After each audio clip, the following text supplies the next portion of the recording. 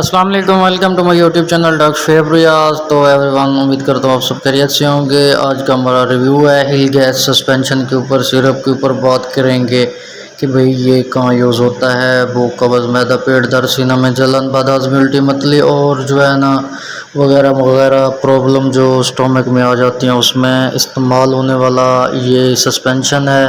سب سے پہلے گائز، اگر آپ ہمارے چینل پر نیو ہیں تو چینل کر دیں لائک، سبسکرائب، بیل آئیکن کو دبا دیں، کیونکہ بڑی عید پہ آپ لوگوں نے اپنے جو ہے نا اسٹومک کا بیڑا غرق کر لیا ہوگا۔ تو میں آپ کے لیے ایک ملٹی نیشنل کمپنی کا ہل گیس، انٹروڈکشن میں جائیں تو اس کا نیم ہے ہل گیس، اور یہ ہلٹن فارماسیوٹیکل کمپنی کا ہے۔ اسٹومک ہیٹ فائر کے لیے بیسٹ سیرپ ہے یہ۔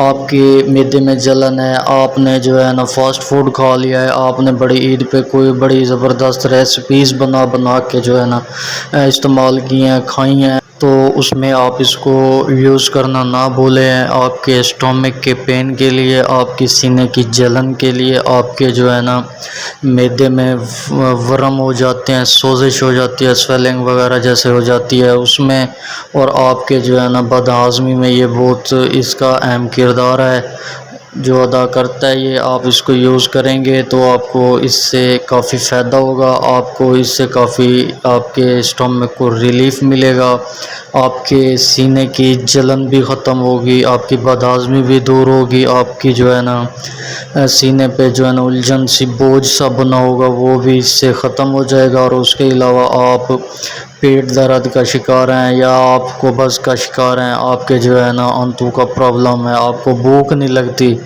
اس میں بھی آپ اس کو یوز کر سکتے ہیں۔ الٹی متلی میں بھی آپ اس کو یوز کر سکتے ہیں۔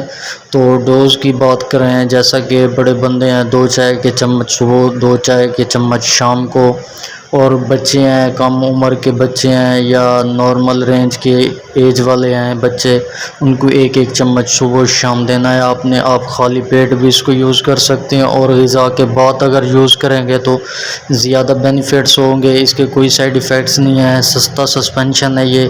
اور سب سے بڑی بات، ہلٹن فارماسیوٹیکل کمپنی کا ہے یہ۔ آپ کسی بھی فارمیسی یا میڈیکل سٹور سے اس کو ایزیلی پرچیز کر سکتے ہیں۔